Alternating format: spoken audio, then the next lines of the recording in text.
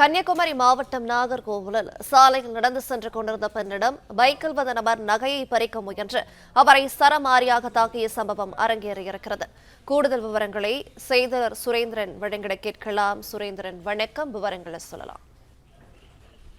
வணக்கம். கன்னியாகுமரி மாவட்டம் நாகர்கோவில் அருகே ஸ்டேட் பேங்க் காலனி உள்ளது. இந்த பகுதியிலிருந்து அந்த பகுதியிலிருந்து ஒரு பெண் செல்போனில் பேசியபடி சாலையில் சென்று கொண்டிருந்தார். மேலும் அப்போது பின்னால் வந்த இருசக்கர வாகனத்தில் தலைக்கவசம் அணிந்த வந்த மர்ம நபர் திடீரென அந்த பெண்ணை கையை பிடித்து சரமாரியாக இழுத்து கழுத்தில் கிடந்த செயினை பறிக்க வேண்டியதாக கூறப்படுகிறது. இதனால் அது திறந்த பெண் கூச்சல் விட்டுள்ளார். மேலும் கீழே விழுந்த பெண்ணையும் பைக்கிலிருந்து வந்த துரத்தி சென்று கையை பிடித்து இழுத்து கீழே கீழே கீழே இருந்த அந்த பெண்ணின் கழுத்தில் கிடந்த சங்கிலியை பறிக்க முயன்றால் கீழே அந்த பெண்ணுக்கு தெரிந்த நபரா இல்ல குடும்ப காரணமாக என்றும் போலீசார் விசாரணை மேற்கொண்டிருந்தனர். மேலும் நேசமணி போலீசார் இந்த சிசிடிவி காட்சிகளின் அடிப்படையில் விசாரணை நடத்தியிருந்தனர். இந்த சம்பவம் அந்த பகுதியிலிருந்து பரபரப்பை ஏற்படுத்தியுள்ளது.